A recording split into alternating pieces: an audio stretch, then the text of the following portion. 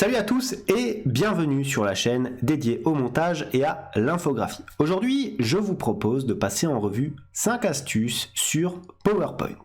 Si vous êtes passionné par la création visuelle et que vous souhaitez découvrir des astuces, des tutos et des conseils pour améliorer vos compétences, vous êtes au bon endroit. Abonnez-vous dès maintenant pour ne manquer aucune de nos vidéos et rejoignez bien entendu notre communauté de créateurs en herbe. Maintenant, vous souhaitez, par exemple, faire un minuteur sur PowerPoint pour illustrer une diapositive. Et bien sûr, avoir une animation qui soit cohérente avec cela. Donc regardez, j'ai ici mon minuteur et je souhaite tout simplement faire un timer qui va me durer 1 minute et qui va donc remplir mon minuteur petit à petit. Donc pour ce faire, première chose à faire, on va intégrer une forme. Donc pour cela, on va dans Insertion, on va dans Forme ici, on sélectionne quoi? On sélectionne la forme en ellipse. Une fois qu'on a fait ça pour tracer notre forme, on reste appuyé sur la touche majuscule de notre clavier pour avoir un cercle bien entendu parfait comme ceci. Une fois qu'on a fait ce cercle-là, on le place à peu près au milieu de notre forme comme ceci et on va changer bien entendu le remplissage. On va prendre une forme de couleur noire pour aller bien entendu avec notre chronomètre. Pour le contour, on peut éventuellement prendre du sans contour ou un contour noir. Je vais prendre par exemple sans contour.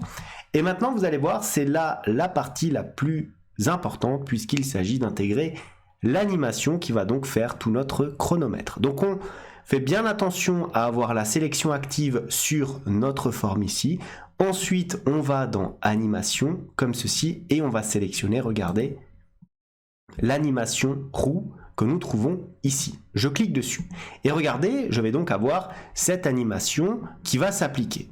Je peux éventuellement la rejouer, regardez, j'ai donc une animation comme ceci. Vous avez bien entendu compris, d'ailleurs, qu'il ne s'agit pas d'1 minute. Pourquoi? Parce que par défaut, la durée ici est de 2 secondes.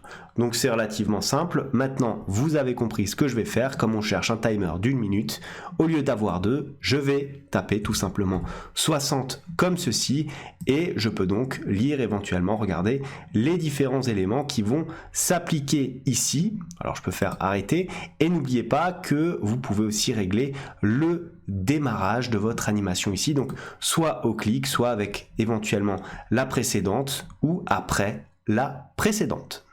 Alors on est sur PowerPoint et je vais vous montrer comment faire un effet vitré sur une de vos formes. Alors qu'est-ce qu'il vous faut? Il vous faut bien entendu une photo en arrière-plan, donc là j'ai une petite photo un petit peu spatiale, et bien sûr un texte encadré. Donc là j'ai une forme relativement classique que je peux gérer comme ceci. Voilà, et je vais essayer de mettre un effet vitré au sein de ma forme. Alors comment est-ce que je vais procéder? Je vais tout d'abord me placer sur mon image ici. Je vais faire un petit clic droit et je vais aller dans format de l'image tout simplement. Une fois que je suis dans format de l'image, pour insérer quelque chose de flou, je vais bien entendu dans effet artistique, là tout en bas.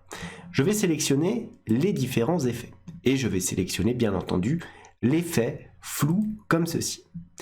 Alors qu'est-ce que j'ai? J'ai un rayon ici qui est à 10. Moi je vais mettre le maximum, c'est-à-dire que je vais tirer le rayon jusqu'à 100, histoire d'avoir une image véritablement 100% floue, comme vous pouvez le voir ici. Une fois que j'ai fait ça, je vais tout simplement faire un CTRL-C de mon image, histoire de la garder en mémoire. Et maintenant je vais recliquer ici sur réinitialiser, tout simplement. Donc je retrouve mon image de base et maintenant que vais-je faire? Je vais un petit peu décaler comme ceci mon image de base et je vais me déplacer tout simplement dans mon arrière-plan.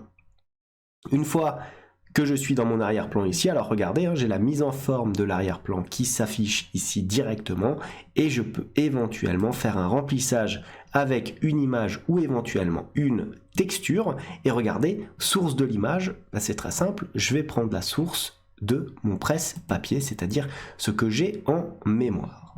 Une fois que j'ai fait ça, je replace bien sûr mon image par-dessus, alors je peux le faire manuellement ou je peux le faire via ici, le petit panneau organisé, aligné, donc j'aligne au centre, de deux façons bien entendu, et au milieu comme ceci. Une fois que j'ai fait ça, je me place bien entendu sur ma forme. Et une fois que je suis sur ma forme, je vais remplir cette forme-là en cliquant tout simplement ici sur remplissage et contour et je vais remplir avec quoi? Je vais remplir tout simplement avec l'arrière-plan ici de la diapositive. Et regardez maintenant, lorsque je déplace ma forme, vous allez avoir l'effet vitré qui va s'appliquer sur les différents éléments et qui va bien entendu s'adapter aux éléments de votre image. Alors on va voir comment faire un petit effet de zoom entre deux transitions de diapositives. Donc supposez cette image là, je souhaite tout simplement faire un effet de zoom vers cette petite planète. Donc ce que je vais faire dans un premier temps, c'est déjà insérer une forme. Donc je vais dans insertion, forme, et je prends une ellipse comme ceci, je reste appuyé sur la touche majuscule de mon clavier et je trace tout simplement mon cercle comme ceci. Voilà. Une fois que j'ai mon cercle, je peux éventuellement enlever le remplissage comme ceci et je peux peut-être quand même laisser un contour blanc tout simplement avec une épaisseur, à la mettre en 3 points comme ça. Une fois que j'ai fait ça, je sélectionne mon image d'arrière-plan et je clique là encore sur ma forme. Une fois que j'ai fait ça, tout simplement, je peux aller dans format de forme ici et regardez, je peux cliquer sur fusionner les formes. Et qu'est-ce que j'ai? J'ai la possibilité de les unir, les combiner, de les fragmenter ou de les intersecter comme ceci. Je clique sur intersecter, donc très simplement. J'ai là ma première diapositive. Maintenant, je vais dupliquer cette diapo. Clic droit, dupliquer la diapositive. Je me retrouve avec la même forme.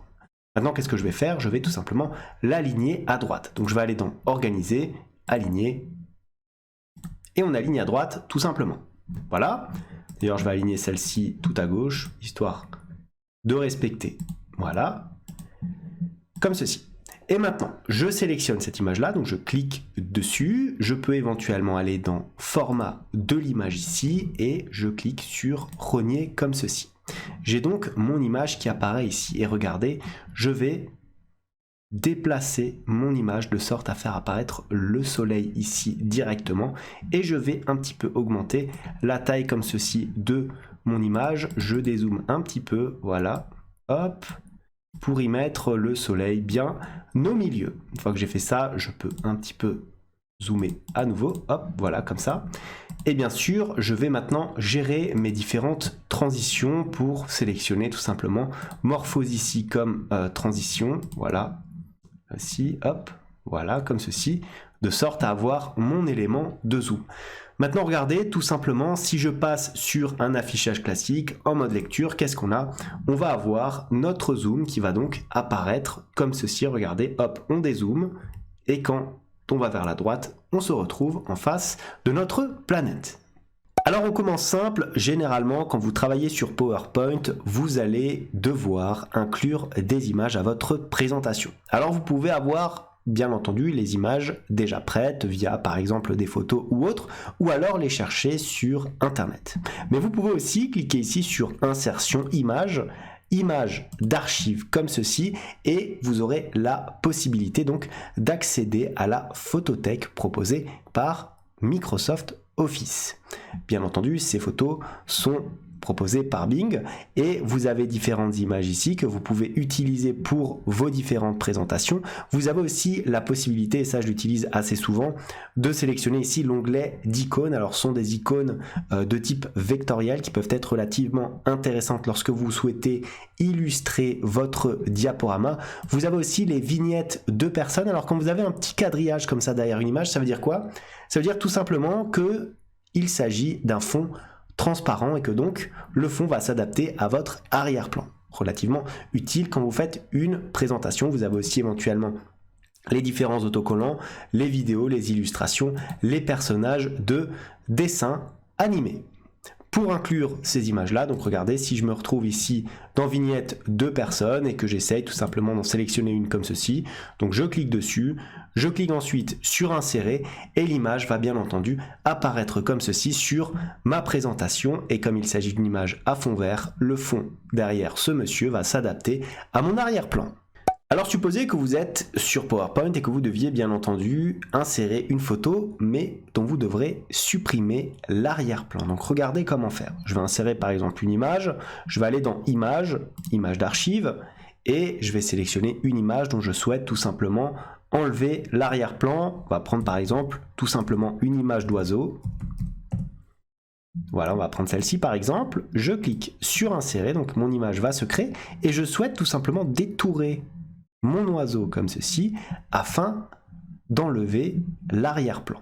Donc regardez, j'ai l'outil à gauche ici qui s'appelle supprimer tout simplement l'arrière-plan. Je clique dessus et regardez, automatiquement ce qui va apparaître en rose va être bien entendu de l'arrière-plan. Je vais pouvoir ajuster les différents éléments en les traçant, en masquant, en marquant les zones à conserver comme ceci, donc en cliquant tout simplement avec mon stylo comme ceci afin de garder cet élément-là par exemple et de supprimer l'arrière-plan directement. Une fois que cela sera fait, je n'aurai qu'à conserver ici les modifications et j'aurai gardé bien entendu cet élément-là. Il s'agit d'un outil d'aide au détourage d'une forme.